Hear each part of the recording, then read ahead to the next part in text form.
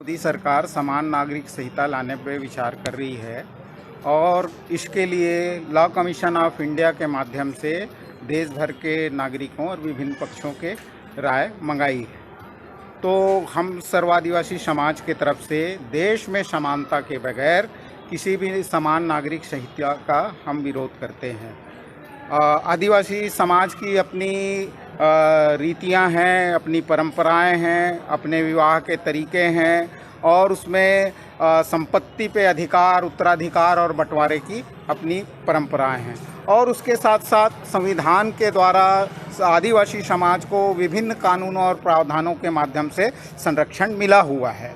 लेकिन ये जो समान नागरिक संहिता है, इसके आने से हमें आशंका है कि हमारी रीति नीति, विवाह पद्धति, संपत्ति के अधिकार और तमाम जो संवैधानिक संरक्षण आदिवासी समाज को संविधान के विभिन्न प्रावधानों के माध्यम से जो मिला हुआ है, उस पर विपरीत प्रभाव पड़ेगा। इसलिए हम देश में समानता लाए बगैर समान नागरिक संहिता लागू ना हो, इस आशय का पत्र लॉ कमीशन ऑफ इंडिया को राजनांदगांव के जिला प्रशासन के माध्यम से भेज रहे हैं, साथ में